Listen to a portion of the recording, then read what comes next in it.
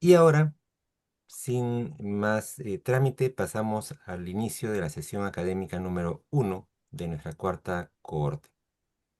El día de hoy, Doctor sí, Pedro, perdón. perdón, disculpe que yo le interrumpa. No Quisiera te que preocupes. todos abrieran sus cámaras, nada más para que hagamos unas fotos de registro de arranque del curso para las redes sociales. Bueno, no pueden decir que Ramón no les avisó que esa era una de sus expertise. Bueno, el doctor Mauricio es máster también. Muy bien, entonces, a ver, todos sonriendo, va la primera captura.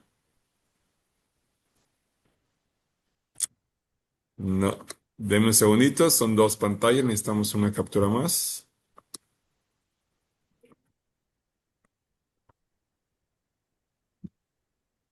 Y ahora, a ver, nuevamente, sonriendo para la segunda captura.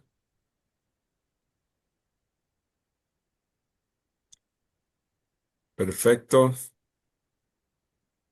A ver, déjenme checar si todo está en orden. Todo está en orden. Muchas gracias. Perfecto. Muchísimas gracias entonces, Ramón. Y decíamos que sin más preámbulo, vamos a dar inicio a nuestra sesión del día de hoy. El día de hoy contamos con tres distinguidas conferencistas, perdón, dos distinguidas conferencistas y un distinguido conferencista eh, que nos van a guiar en la reflexión del día de hoy, que tiene que ver con lo que es diseño y planeamiento curricular y cómo hay experiencias innovadoras en ese camino que para muchos o para todos nosotros es bastante familiar. Las presentaciones estarán a cargo, en primer lugar, un ratito déjenme ver, que cuando estoy compartiendo mi pantalla, compartir, compartir, compartir. Bien, voy a hacer las tres presentaciones en este momento para que después ya solamente fluya la toma de la palabra. La primera conferencista del día de hoy es la doctora Ana María Moraga Palacios. Ella es médico cirujana de la Universidad de Concepción, en Chile. Es especialista en salud pública y epidemiología, magíster en educación en ciencias de la salud, y profesora, bueno, no voy a leer todo, yo siempre aconsejo a mis alumnos que no lo hagan, así que voy a ser consecuente con lo que predico. Todos lo pueden leer, que es un pequeño resumen de su trayectoria académica, muy pequeño en realidad. A mí me gustaría mencionar un par de cosas que no están acá. La primera es que Ana María fue una distinguida alumni de la primera cohorte y que ha venido ya participando como conferencista con la segunda y tercera, si no me equivoco, también, y por lo tanto ahora continúa ya, digamos, en este grupo. También menciona que ella es vicepresidenta de Sofamech, por lo tanto también trae una representación de su país, y finalmente que es una extraordinaria persona. Cuando ustedes la conozcan en Tridimensional, van a dar fe también de ello. Es una colega que comparte, que además es una apasionada de la docencia en ciencias de la salud y en medicina. Así que creo que esta va a ser una presentación que ustedes van a disfrutar en especial. Em, Luego de su presentación, vamos a tener también la presentación de la doctora Marcela Castillo. La doctora Marcela Castillo viene de Asofamech, ella de Chile. Ella es actualmente la decana de la Facultad de Medicina Clínica Alemana. Es otorrinolaringóloga. Eh, es una de las pocas colegas que siempre cuando se presenta empieza así, ¿no? Dice, yo soy otorrinolaringóloga, ya en algún momento nos explicará por qué. Es poco frecuente escucharlo. Em, pero ella también nos va a mostrar con la transparencia. Bueno, ella tiene otra presentación más, pero en la de hoy día nos va a mostrar una experiencia muy bonita que tiene habiendo hecho innovaciones y el resultado de esas innovaciones en su facultad. Y eso también es otro tema importante que quisiera que apreciemos de los conferencistas, de lo que se les pide no es tanto una reflexión, digamos, conceptual o teórica, que de hecho tienen el concepto y la teoría, sino cómo estos conceptos y teorías han aterrizado y lo que nos traen es ya una vivencia, una práctica concreta que van a compartir con nosotros en este ambiente de fraternidad regional. Y finalmente, eh, va a estar con nosotros el día de hoy el doctor Jorge García. Jorge es vicepresidente de la Asociación Mexicana de Facultades y Escuelas de Medicina, ANFEM. Él es intensivista por el lado de su formación clínica. Me está traicionando mi... ¿Estoy compartiendo o no estoy compartiendo? Ya perdí la cuenta. No, No, Pedro, no. ahora no. Ahora Déjate de no. compartir. Entonces debería poder compartir de nuevo. A ver, ya sé. Esto es lo que faltaba. Ya acá está. Acá está, ya para que lo reconozcan cuando aparezca. Te le decía que Jorge es el vicepresidente de ANFEM, él es emergencista y además es un emergencista muy involucrado con esos temas que a todos nos tienen preocupados ahora de la inteligencia artificial, lo cual ustedes van a percibir apenas lo vean y en su presentación también. Los tres son distinguidos colegas, por lo tanto, alumnos del programa, funcionarios de alto nivel en sus respectivos países, parte de la federación, y es realmente grato contar con ustedes el día de hoy. Entonces, ahora vamos a dar la palabra a la doctora Ana María Moraga. Ana María. Muy bien, muchas gracias. Voy a compartir yo entonces. ¿Estamos ahí? Sí, se ve bien, doctora. ¿Estamos bien? Fantástico.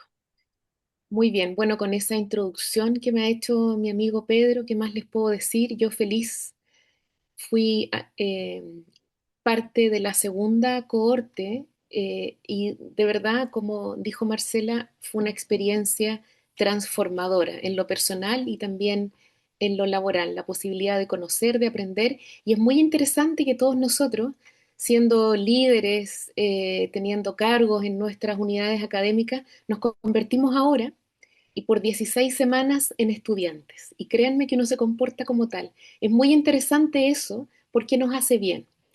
Quiero agradecer en especial a FEPAFEM el tesón que tienen, la convicción que tienen de que esto es bueno, de que hayan seguido, y por supuesto a mis amigos Marcela, Ramón, Mauricio y Pedro, que me den la oportunidad de compartir esta primera presentación con ustedes.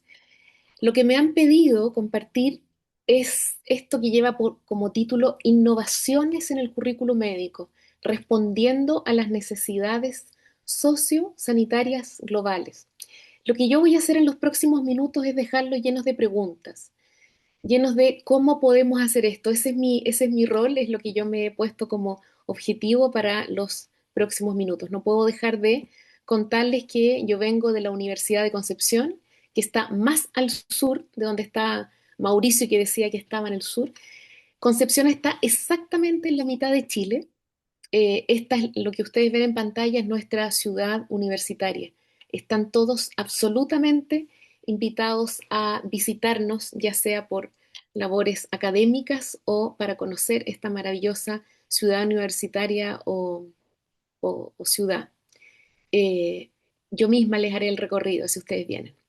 Bien, vamos a volver entonces a que lo primero que vamos a ver es que pongámonos de acuerdo en que si hay o no necesidades sociosanitarias globales y cómo desde el currículo médico o del currículo de las profesiones de la salud, más bien, nosotros podemos hacer innovaciones para dar respuesta, que es lo que finalmente, de lo que finalmente esto se trata, ¿no? De formar profesionales que vayan a mejorar la salud de la población. En eso estamos nosotros.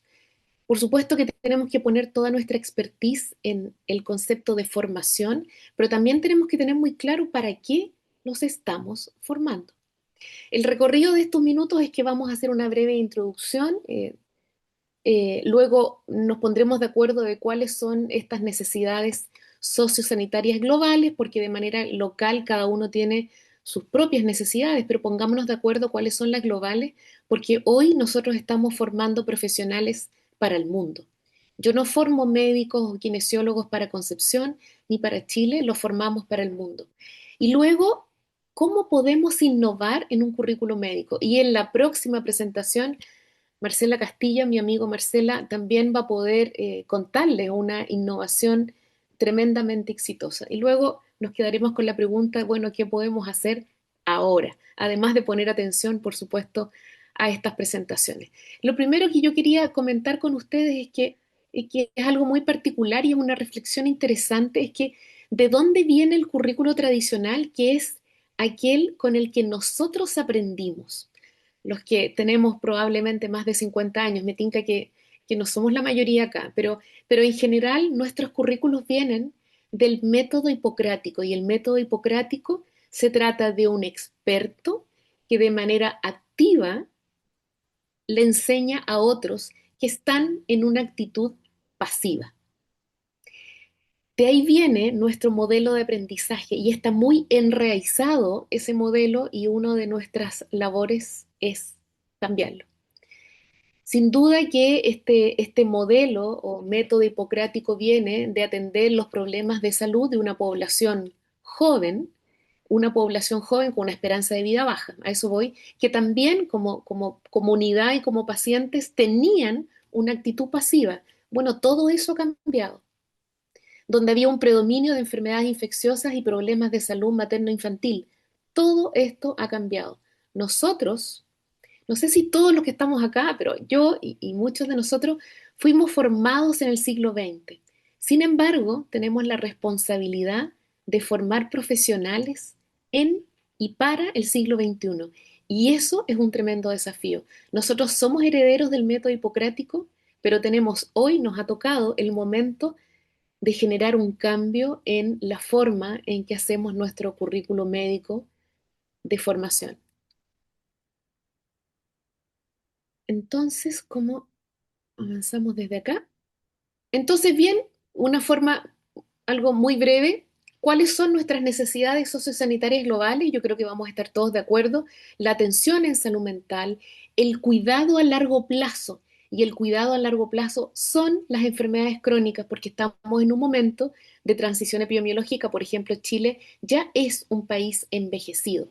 Pero vamos a ver de qué se trata de esto de la transición epidemiológica, que lleva lugar, ¿cierto?, al envejecimiento, la malnutrición, ya no tanto por déficit, sino que más bien por exceso, es un problema sociosanitario actual y global, el impacto del cambio climático, el trabajo interdisciplinario, la inequidad, el uso eficiente de los recursos e insumos en salud. Eso quiere decir que el aprendizaje de la administración de salud es tremendamente importante. El acceso a atención segura y de calidad. Y yo pienso siempre, cuando hablo de esto, de las temáticas de aborto, por ejemplo. La atención personalizada ya no es la atención a los pacientes diabéticos, sino que a este paciente diabético en particular que vive en este contexto y que tiene estas otras comorbilidades. Tenemos que enseñar a nuestros alumnos a tener esa mirada. El fortalecimiento de las redes y los sistemas de salud son hoy necesidades sociosanitarias de todos nosotros. Vamos con algunas. ¿Por qué son necesidades sociosanitarias algunas de ellas? Vamos con la atención en salud mental. Fíjense que la Organización Panamericana de la Salud nos dice que hoy hay primero un escaso gasto público en salud mental, y eso bien lo sabemos todos, pero además es inequitativo. Esto porque en los países de ingresos bajos, este gasto público en salud mental es de solo un 0,5%. En cambio, en los países de ingresos altos es un 5%. O sea, ya dependiendo de dónde vivo, va a ser mi posibilidad de tener una atención en salud mental. Por otro lado, la gran mayoría de estos recursos se van a la atención, no a la prevención.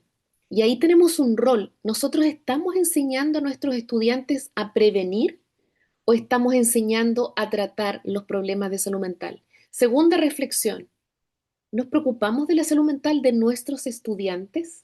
O sea, les enseñamos a prevenir y a tratar la salud mental de otros, pero les enseñamos a cuidar su propia salud mental. Les voy dejando preguntas. Por otro lado, hay aquí una inequidad de género también, porque las mujeres tienen 2 veces mayor prevalencia de depresión que los hombres. Vamos viendo que en todos estos problemas sociosanitarios hay inequidades ya sea de ingresos, de género o etarias también. Y por supuesto que los problemas de salud mental afectan y aumentan otros problemas de salud que están presentes en nuestros países.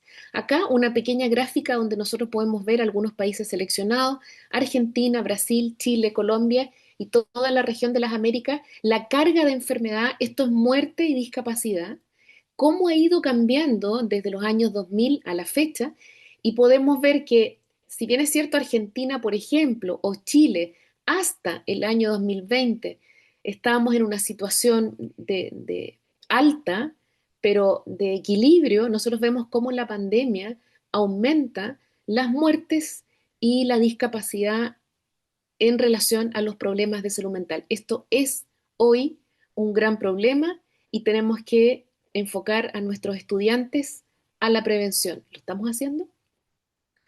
El envejecimiento, no hay duda de que esta es una temática. Nuestros países están envejeciendo, pero fíjense ustedes que la Organización Panamericana de la Salud ha decretado la década del 21 al 30 como la década del envejecimiento saludable. Todos vamos a envejecer. La idea es envejecer de manera saludable. Este concepto de envejecimiento saludable, estamos a 2026, estamos en la mitad de este desafío. Nosotros este desafío lo hemos tomado desde nuestras facultades de medicina, desde nuestras escuelas de medicina. Nuestros estudiantes están empapados en lo que significa este desafío para las Américas. Hay un sitio web, hay información, hay una plataforma. ¿Los hemos hecho parte? Una pregunta. Acá está cómo, ¿cierto? Ha ido aumentando la esperanza de vida tanto en hombres como mujeres. Hasta el año 2020 la esperanza de vida en hombres era de 74 años y en hombres y en mujeres 80. Claramente esto ha ido aumentando aún más también después de esta fecha. Acá es interesante ver cómo, aquí yo hice una línea en donde estamos ahora. Cada una de estas líneas de tendencia son distintos grupos de edad, y este que está arriba en amarillo es el grupo de adultos, podemos llamarlo, entre 15 y 59 años, que si bien es cierto, es el grupo prioritario desde un punto de vista de número o de millones en las Américas y en el mundo. Nosotros nos damos cuenta cómo desde el cero en el año 2018, cómo aumenta hasta el año 2050. Este grupo va a aumentar aproximadamente en un 8,1%. ¿Y qué va a pasar después? Va a comenzar a disminuir. El siguiente grupo, el grupo entre 60 y 79 años, del 2018 al 2050, va a aumentar en un 68%. Este es un primer grupo de envejecimiento, ¿cierto? Y luego de esto, luego del 2050, este grupo solo va a aumentar su número. Luego vemos en rojo el grupo de 80 años y más, que en este periodo de tiempo aumenta en un 196%. Y claramente la línea azul es la población menor de 15 años, que va solo disminuyendo. Entonces, nosotros estamos preparando a las enfermeras, a las matronas, los kinesiólogos, tecnólogos médicos, médicos, nutricionistas del 2050 y después. Los estamos preparando para este cambio en la distribución de edad de la población, y eso significa una diferencia en las necesidades de atención, de seguimiento y de insumos. Nosotros tenemos que estar mirando hacia allá.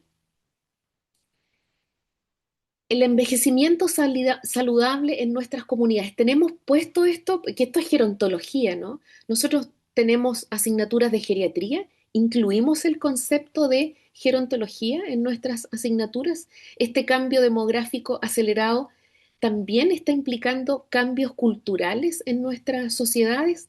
Preguntas interesantes. Años vividos con discapacidad en las personas mayores de 80 años han aumentado en un 77% en la última década. Esto no se trata de aumentar la esperanza de vida de la población, se trata de que esta esperanza de vida sea con salud y sea con calidad de vida. Bueno, no vamos bien por ahí, porque lo que ha aumentado es la discapacidad. ¿Qué otros temas hay en el envejecimiento y que nosotros debiéramos incluir en nuestros planes de estudio? La polifarmacia y la comorbilidad. La atención médica está tan dividida en especialidades y subespecialidades que pocas veces conversan. El endocrinólogo deja los medicamentos para el tema endocrinológico y no sabe si para el tema traumatológico está tomando otras cosas. Qué importante es el concepto de la polifarmacia, la soledad en nuestra población adulta mayor. ¿Están recibiendo realmente salud integral? ¿Los especialistas están formándose en geriatría? Traumatólogos, geriatras, otorrinolaringólogos expertos en geriatría, nutricionistas y enfermeras expertas y expertos en geriatría. Esa es nuestra responsabilidad como líderes en nuestras facultades de medicina. Transición epidemiológica. ¿A qué me refiero yo con transición epidemiológica? Primero, hemos tenido un cambio en el perfil etario, lo estábamos viendo, y ese es un desafío social, porque tenemos que adaptar nuestras comunidades a este cambio, cada vez menos población joven y más población envejecida. Ese es un desafío social, pero por otro lado cambia el perfil de enfermar y morir, sobre todo el de enfermar, ¿cierto? Porque morir es una realidad para todos. Y ese es un desafío sanitario. Aquí yo les traigo alguna información de nuestro país, de Chile. En el año 60, por ejemplo, el riesgo de morir de la población general era de 12,3, hoy es de 6,9, información 2024. La tasa de mortalidad infantil en el año 60 en Chile era de 120 por mil nacidos vivos, hoy es de 6,2. En el año 60, el 48% la mitad de las muertes eran por enfermedades transmisibles. Hoy el 84% de nuestras muertes son por enfermedades no transmisibles. Esto es transición epidemiológica. Y fíjense acá, y yo les quiero pedir que pongan atención fundamentalmente a las dos gráficas de abajo, donde muestran a la izquierda los países de altos ingresos y a la derecha los países de bajos ingresos. En azul están las causas de enfermar fundamentalmente no transmisibles y nos damos cuenta cómo el peso de las no transmisibles está fundamentalmente en los países de altos ingresos. En rojo están las enfermedades transmisibles que tienen, aquí hay un aumento, se fijan ustedes, este es el COVID, pero en general las enfermedades no transmisibles no tienen un peso importante en los países más ricos. En verde están los traumatismos, las muertes traumáticas. En cambio, cuando nos situamos en la mayoría de nuestros países de la región de las Américas, países de ingresos bajos, este perfil de enfermar es absolutamente distinto. Pero al mismo tiempo, en un mismo país como Chile, nosotros tenemos regiones de altos ingresos y regiones de bajos ingresos. Entonces tenemos en un mismo país y muchas veces en una misma región poblaciones que tienen el perfil de países ricos y al mismo tiempo de países pobres. Entonces no nos podemos enfocar solamente en un perfil de bajo ingreso o de alto ingreso, porque en esta transición epidemiológica nosotros tenemos necesidades de todo tipo.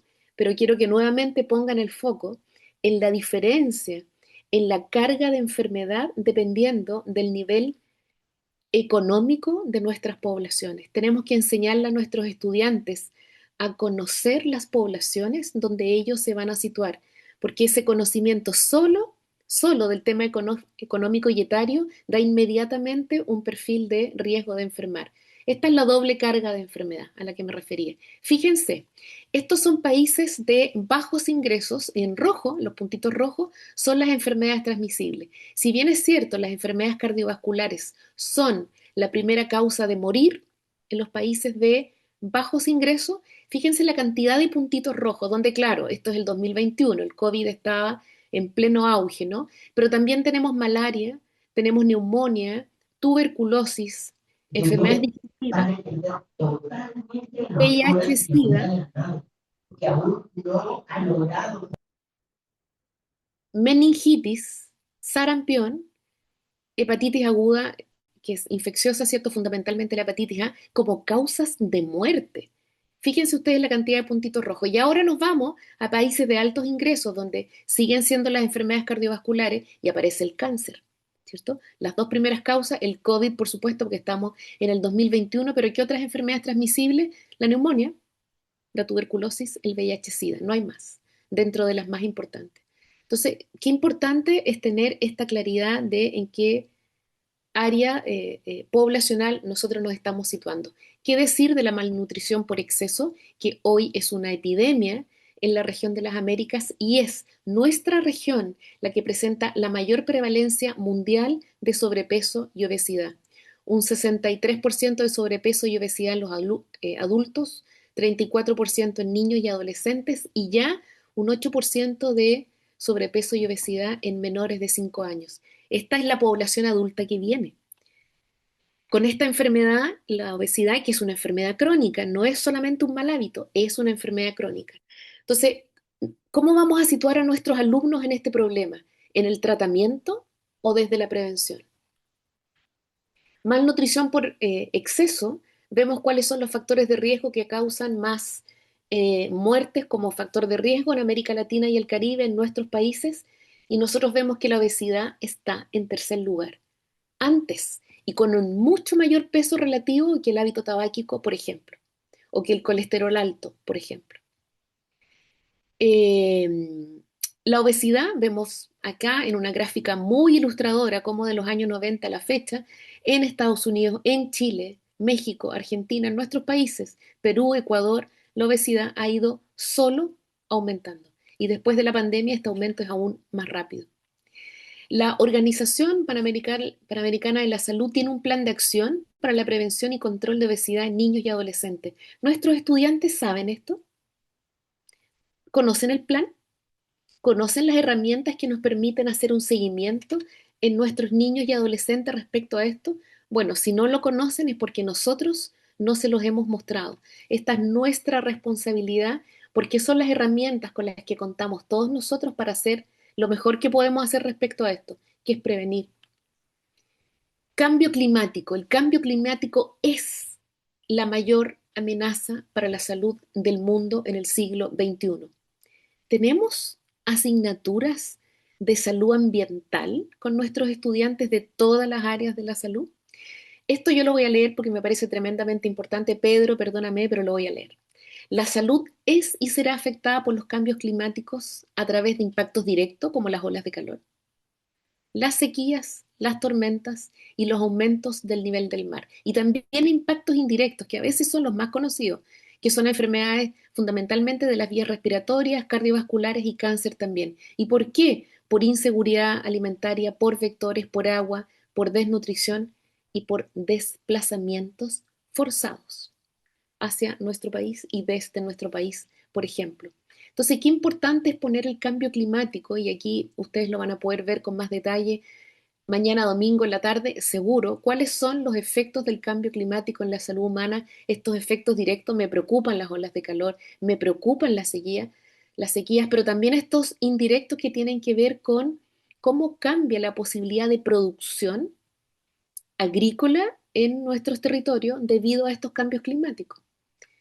Cómo cambia la disposición de agua y de saneamiento ambiental, por ejemplo. El trabajo interdisciplinario.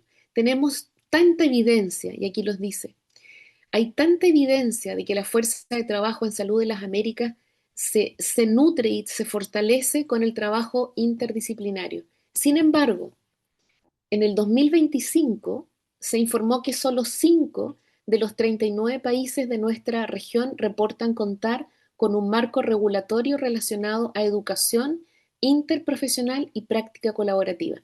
Eso quiere decir que nosotros hablamos de trabajo interdisciplinario, pero la verdad no lo estamos poniendo en nuestros currículum de profesionales de la salud. Acá tenemos una tremenda deuda que hay que comenzar a saldar desde el día de hoy. Acá yo les dejo los links desde donde pueden leer estas evidencias. A pesar de 50 años de evidencia que respaldan lo importante de la educación interprofesional, yo me pregunto, y Sebastián Dubó, también de la Universidad de Concepción, que está dentro de los estudiantes en esta corte, ¿tenemos asignaturas interprofesionales? No las tenemos aún. Creo que ahí tenemos una deuda, ¿sí? Por otro lado, esta evidencia muestra que la práctica colaborativa puede mejorar resultados en la salud. De esto se trata. Si lo que nosotros tenemos que poner en nuestro currículum es todo aquello que mejore la salud de la población, disminuye las complicaciones, disminuye las estadías hospitalarias, disminuye la tasa de mortalidad. Necesitamos más evidencia para comenzar a hacer trabajo interdisciplinario intencionado, no que sea por casualidad, sino que intencionado. Otras necesidades sociosanitarias globales. Nuestros alumnos en Chile, una vez que egresan la gran mayoría, se va a trabajar alguno de los distintos puntos de nuestro largo país y ellos nos dicen después de egresar que si bien es cierto, les sirve el aprendizaje en pediatría, en ginecología, en cardiología, les sirve muchísimo eso, en lo que nosotros estamos tan enfocados en enseñarles, pero ellos una de las cosas que más echan de menos es saber administrar recursos en salud. Le ponemos suficiente énfasis a la enseñanza de la administración de recursos y de personas en salud durante la época de aprendizaje de nuestros estudiantes. Fíjense que toda esta información que yo les he mostrado de causas de muerte, de causas de enfermedad, ¿de dónde viene?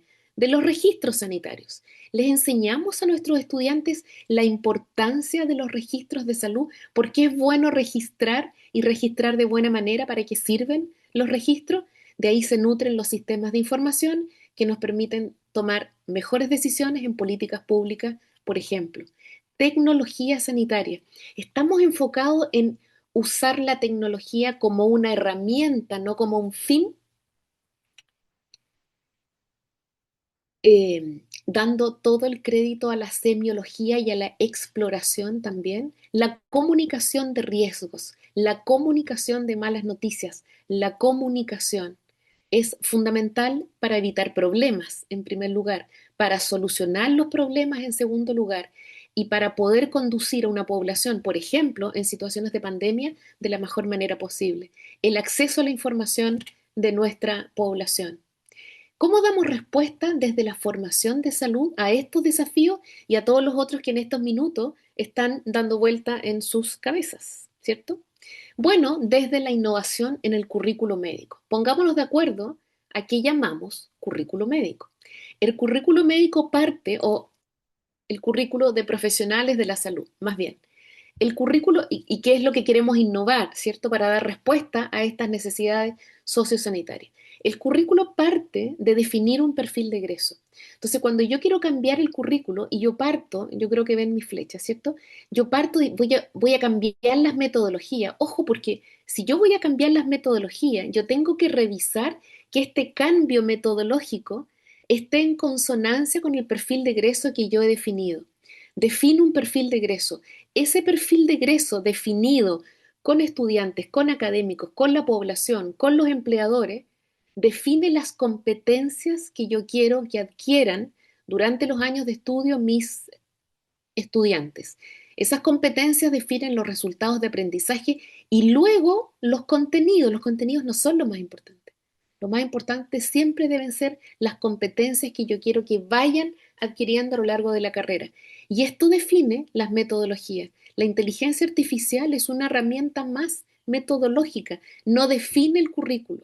El currículo está definido por el perfil de egreso que cada carrera o cada institución va a evaluar, va a construir. La evaluación tiene que estar en consonancia, por supuesto, con las metodologías. Si mis metodologías son activas, mis evaluaciones no pueden ser con certámenes escritos solamente, ¿no? Tiene que ir en consonancia. Y la retroalimentación es la clave del aprendizaje en equipo.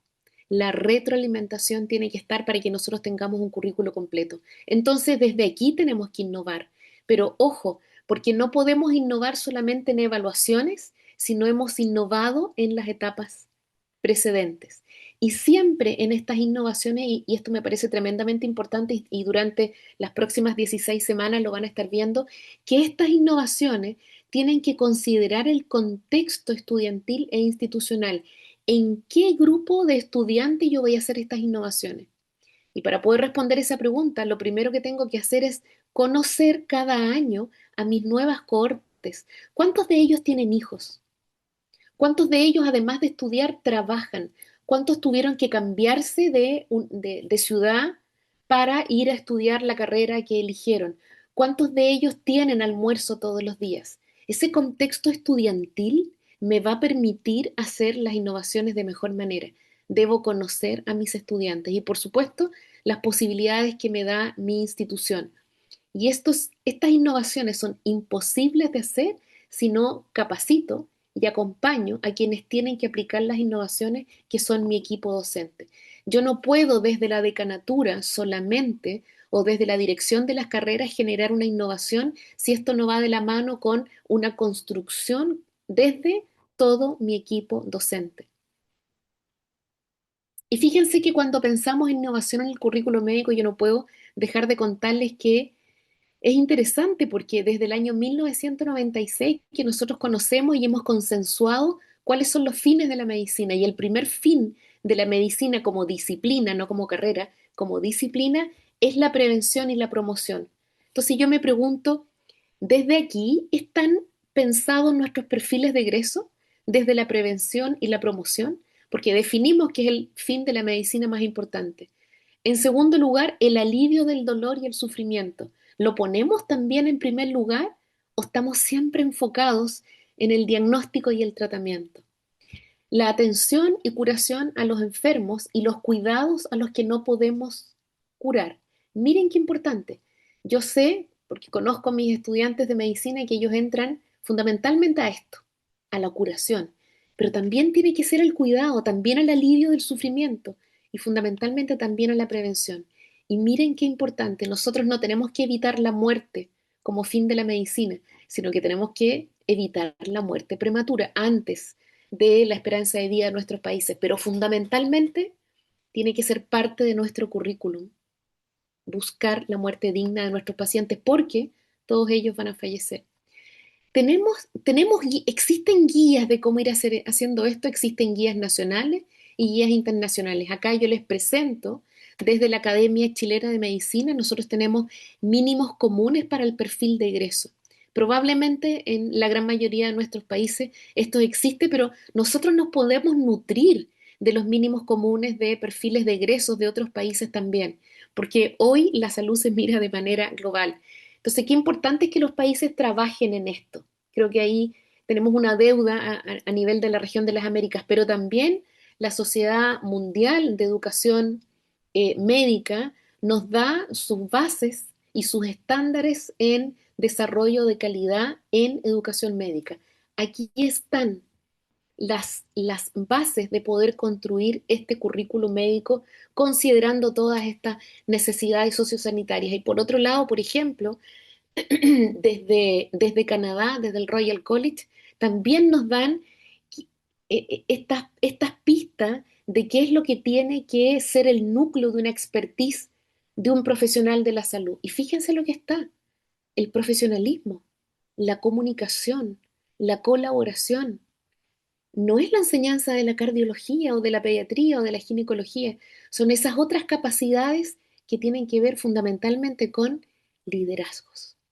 Entonces, cuando nosotros pensamos en estándares nacionales o internacionales, nosotros nos damos cuenta que todo apunta hacia modelos basados en competencias, no en contenidos. A algo que se llama individualización del aprendizaje y que en Ecuador el año pasado yo escuché a mi amigo Ramón Esperón hablar de que así como existe la medicina personalizada, ¿cierto?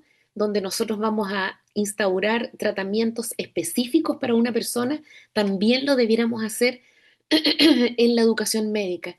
Nosotros debiéramos individualizar la formación según las características de cada uno de nuestros estudiantes. Aprenden a velocidades distintas, aprenden de maneras distintas y si nosotros queremos lograr esas competencias, debiéramos considerar estas particularidades de cada una de nuestros cohortes y estudiantes. Qué importante es hacer entonces educación médica de precisión. Un aprendizaje autodirigido, enseñar a aprender, porque si hay algo que nosotros hacemos es estar, miren a Pedro, lo que nos cuenta, que él está habitualmente aprendiendo todos los años, aprendizajes basados en problemas, porque eso nos da la posibilidad también de esta formación interdisciplinaria. Integración curricular, y aquí viene, yo apenas lo voy a nombrar porque luego viene la experta en esto, que es Marcela Castillo, donde nosotros podemos tener integración horizontal, o sea, dentro de un mismo año, en primer año, que tienen biología, tienen matemática y tienen anatomía. Qué importante que puedan interactuar los sílabos de las asignaturas dentro de un mismo nivel, de tal manera de que puedan haber evaluaciones conjuntas, pueden haber clases donde se integran estos contenidos, por ejemplo. Integraciones verticales, dominio a lo largo de toda la carrera, por ejemplo, de la enseñanza de la bioética, no en segundo y en cuarto año, sino que a lo largo de toda la carrera. Y por supuesto, esto en espiral en que yo parto con conceptos más simples y los voy complejizando a medida que aumenta o que vamos avanzando en la carrera. Parto en primer año con elementos simples de metodología de la investigación y a lo largo de la carrera yo voy complejizando los conocimientos y las competencias que ellos adquieren. Integración horizontal, vertical y espiral. Y por supuesto en esto, la educación interprofesional. ¿Dónde necesitamos innovar para dar respuesta a estas necesidades sociosanitarias? ¿Dónde? ¿Dónde necesitamos innovar? ¿En nuevas competencias? ¿Necesitamos incluir la comunicación como parte de las competencias que tienen que tener nuestros estudiantes?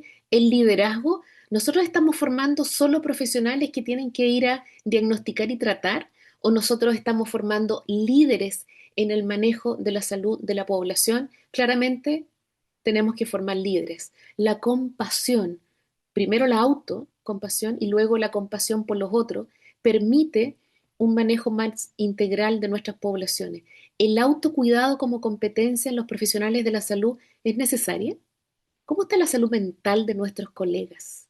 ¿Cómo están los niveles de consumo de sustancias, de suicidios en los profesionales de la salud? ¿Les enseñamos autocuidado o les exigimos que se cuiden? ¿Sí? Por otro lado, innovaciones tecnológicas en las metodologías. Y aquí soy súper enfática en decir que estas innovaciones tecnológicas son en las metodologías. No es la tecnología por sí. La inteligencia artificial es una metodología. No es el horizonte, es una metodología. La simulación es una metodología. Las plataformas digitales para búsqueda de información, las evaluaciones en 360 grados, tienen que ser parte de nuestras metodologías, no del fin de la educación médica. La transformación de médicos que enseñan a médicos docentes. Hay una tremenda diferencia entre saber cardiología y enseñarla y ser un docente en cardiología. Y aquí hay una innovación que nosotros tenemos que incluir. Tenemos que transformar a nuestros médicos especialistas en académicos y en docentes. Y para eso tenemos que capacitarlos. Los cardiólogos hiper expertos en aurícula o en fibrilación o en el ventrículo izquierdo, no saben enseñar, ellos saben de cardiología. Es nuestra responsabilidad como líderes académicos darles la oportunidad de aprender. Vinculación temprana con la comunidad, práctica tutorial centrada en atención primaria. Aquí tenemos dos cosas, la práctica tutoriada y en segundo lugar, desde atención primaria, no hospitalizóntrico. Educación interprofesional y esto nos da la posibilidad de generar inteligencia colectiva. La internacionalización y este curso nos permite generar estas redes. La incorporación de la perspectiva global e intercultural. Nosotros ya no formamos médicos para nuestros países. Nuestros estudiantes se van al mundo. Por lo tanto, tenemos la necesidad de incorporar esta mirada intercultural en la formación de nuestros profesionales. Entonces, los médicos del 2050 los estamos formando ahora. No miremos al 2030 ni al 2040. Nosotros nos tenemos que hacer cargo de los profesionales del 2050. Y las innovaciones que comencemos a hacer en nuestros currículum de los profesionales de la salud son un deber moral para quienes hoy lideramos la educación médica. O sea, todos nosotros. Quiero brindar un homenaje a mis compañeros de cohorte y también aquí a mis profesores. Está Marcela, está Ramón, está Pedro, está Mauricio y todos quienes me acompañaron en la segunda cohorte de este programa. Muchas gracias. Muchísimas gracias, Ana María, por la excelente presentación. Tenemos unos minutitos. Si hubiera una o dos reflexiones o comentarios o preguntas de parte del auditorio, podemos absolverlas ahora. o si no dejarlas para la etapa post conferencias.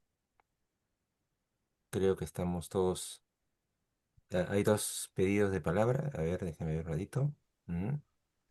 Sandra. Sandra, la escuchamos. Buenos En todo caso, yo días. propondría, Sí. perdón, antes que tome la palabra Sandra, le voy a pedir a Sandra y a María Elena que hagan sus comentarios o preguntas en conjunto para que Ana María también haga una réplica en conjunto y podamos pasar a la siguiente conferencia. Sí, Sandra, la escuchamos. Muchas gracias, doctor. Muchas gracias, doctora Ana María. En realidad, mm, ha sido muy, muy importante, muy interesante y motivadora su ponencia. No he perdido un segundo, todo lo que decía trataba de capturarlo y anotarlo porque ha sido muy importante.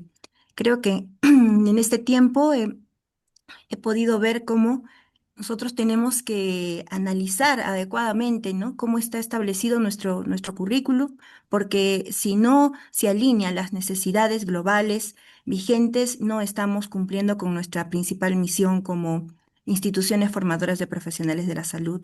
Solamente yo quería hacerle una consulta. He tomado nota de todo lo que nos ha aportado, que es muy importante, en relación a la interprofesionalidad, ¿no? Es bastante complejo actualmente los modelos, no sé si los demás discentes puedan tener experiencias diferentes. Acá es un poco difícil poder trabajar esta interprofesionalidad, poder trabajar en conjunto. Es complejo. Hay áreas y metodologías que sí permiten, ¿no? La simulación clínica se orienta a un trabajo interdisciplinario. Sin embargo, el currículum lo he revisado, muy pocos aspectos pueden abarcar este punto que me parece muy importante. La pregunta iba en algunas recomendaciones sobre cómo implementar ello para poder hacer integral la formación de los futuros médicos. Muchísimas gracias, doctora. Muchas gracias, Sandra. María Elena. Gracias, Pedro. Yo quisiera preguntar respecto al perfil de egreso cuando tú hablas que obviamente debe ser consensuado con estudiantes académicos y población. ¿Qué tanto esfuerzos en ustedes o cómo ustedes involucran a la población para la definición del currículo de los médicos? Gracias. Muchas gracias, María Elena. Ana María. Ya, estoy anotando. Perfil de ingreso. No se me olvide. Muy bien. Sandra, muchas gracias por tu pregunta porque me permite contar algunas cosas. Sin duda, la simulación, que es una metodología, nos permite integrar en un espacio, ¿cierto?, a distintos profesionales para poder estar en un escenario, como metodología. Eh, Probablemente todos nosotros estamos avanzando a hacer cada vez más simulación de distinta intensidad, ¿sí? Pero quería ponerles como ejemplo que hay algunas áreas de formación que involucran a todas las carreras de la salud. Por ejemplo, las humanidades médicas, por ejemplo, la bioética, por ejemplo, la metodología de investigación. Y nosotros podemos generar asignaturas conjuntas. Sin duda que la bioética tiene una bioética básica donde nosotros podríamos tener a nutricionistas, a enfermeras, a médicos, a kinesiólogos y a tecnólogos médicos haciendo la asignatura juntos. Y luego podríamos tener bioéticas que tienen que ver con el área disciplinar. Pero lo interesante de poder generar asignaturas que comparten contenidos, como, por ejemplo, nuestro ejemplo, mi ejemplo es la bioética, porque nosotros lo estamos intencionando hacia allá, la bioética básica o una asignatura conjunta. La metodología de la investigación, Sandra. Todos nuestros estudiantes tienen que aprender metodología de la investigación. Y nosotros podemos generar asignaturas conjuntas, de tal manera de que ellos vayan resolviendo problemas de manera conjunta y van dándose cuenta de cómo aporta la mirada del kinesiólogo a resolver una pregunta de investigación, o la mirada del tecnólogo médico o de la matrona, que son miradas distintas. Entonces, si nosotros no hacemos esos ejercicios, nuestros estudiantes no se dan cuenta de lo que aporta para esta inteligencia colectiva en la resolución de problemas. Al egresar, nosotros le pedimos a los profesionales que trabajen en equipo. Y durante toda su formación no les damos la posibilidad de trabajo en equipo. Entonces yo creo que aquí tenemos una deuda pendiente y que tenemos que comenzar a abordar desde ahora. Mi propuesta es generar asignaturas conjuntas. Ahí está Sandra y miro tú. Espero Sí, haber dado algunas luces de cómo se puede hacer y esto no tiene costo, no tiene costo, no necesita más profesores ni más aulas, son los mismos profesores, las mismas aulas, por lo tanto es solo organización dentro de nuestras escuelas o facultades. Sandra, adelante, puede.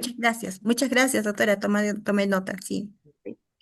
María Elena me consultaba sobre cómo los estudiantes o la comunidad pueden participar en la construcción del perfil de egreso, ¿sí?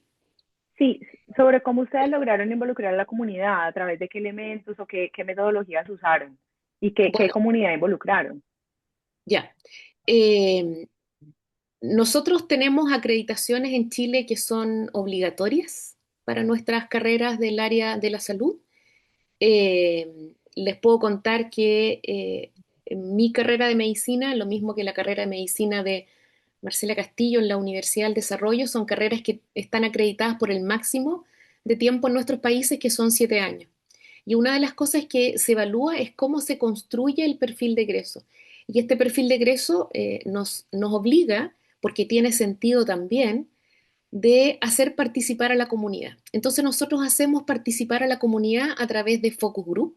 Nosotros invitamos a distintos actores de la comunidad que no tiene que ver con nuestros centros asistenciales que son campos clínicos, sino que por ejemplo, y esto es real, nosotros trabajamos con juntas de vecinos donde nuestros estudiantes van a ser operativos de salud e invitamos a representantes de las juntas de vecinos.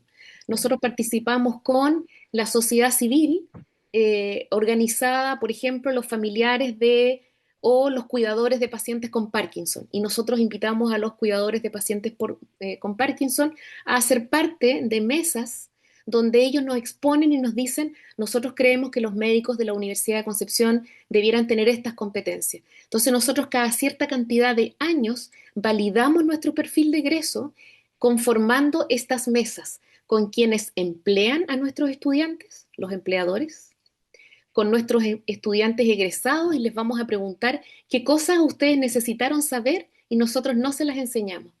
Y con la comunidad preguntándoles qué competencias necesitan los profesionales de nuestra universidad o en general los profesionales de la salud y que ustedes echan de menos como comunidad. Los invitamos a nuestras instalaciones, hacemos actividades que son agradables, bien organizadas, donde tomamos nota y hacemos metodologías de focus group. Grabamos las sesiones y luego las transcribimos. Perfecto, muchas gracias. Bien, entonces agradecemos a Ana María su excelente presentación y su transparencia, su franqueza en compartir experiencias, ¿no? Que esa es la idea básica, reflexiones y experiencias.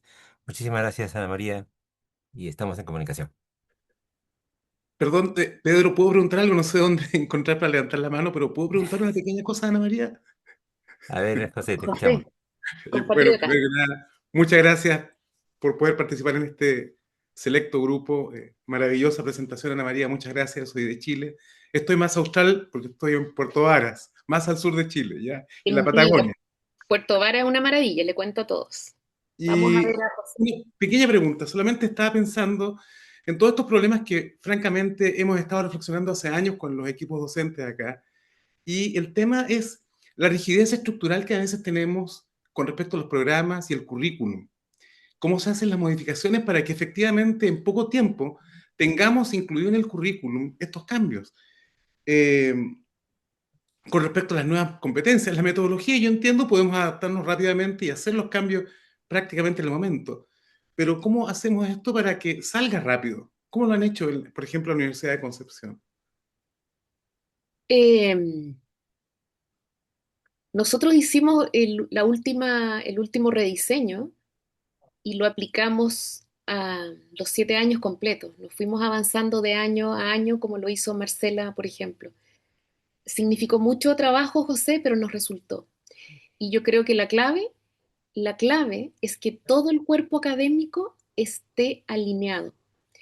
Y créeme que esto significó para mí convertirme como en una evangelizadora. En ese tiempo yo era directora de la escuela de medicina o jefa de carrera, le llamamos acá, y yo evangelicé equipo por equipo, para que todos estuvieran alineados. José, es harto trabajo, pero créeme, créeme que da fruto cada minuto invertido en, no es convencer, es mucho más que eso, es engatusar, un término que usamos acá, es encantar, pero con argumentos, ¿por qué tenemos que hacer estos cambios? Cuesta que los neurocirujanos entiendan que no necesitamos tanta neurocirugía en el pregrado. Claro, Saqué claro. el internado de neurocirugía, ¿te imaginas lo que eso costó? E incluí el internado de dermatología porque necesitamos que nuestros estudiantes tengan más competencia en el manejo de enfermedades dermatológicas cuando van a hacer el general de zona los EDF a trabajar con la población, ¿sí o no? Entonces tuve que convencer a los neurocirujanos de que lo de ellos es el posgrado y darles toda la facilidad para que ellos se desarrollen en el posgrado. Creo que es algo que tenemos que mirar porque venimos del modelo hipocrático y de que hay que enseñarles cirugía. Nuestros médicos generales operan, en Chile no, en Chile operan los especialistas. Entonces, a ver, ¿es necesaria la etapificación del cáncer gástrico en el pregrado? Entonces costó, y quizás me gané algunos enemigos por un ratito, pero finalmente nos dimos cuenta que esto robustece el perfil de egreso y la importancia de un perfil de egreso robustecido y alineado es que vamos a dar mejor respuesta a lo que necesita la población, que es nuestro rol. Ok. Muchas gracias, María. Muchas gracias nuevamente, Ana María, y a José también por la interesante participación. Y ahora vamos a dar inicio a la siguiente conferencia a cargo de la doctora Marcela Castillo. Marcela, te escuchamos.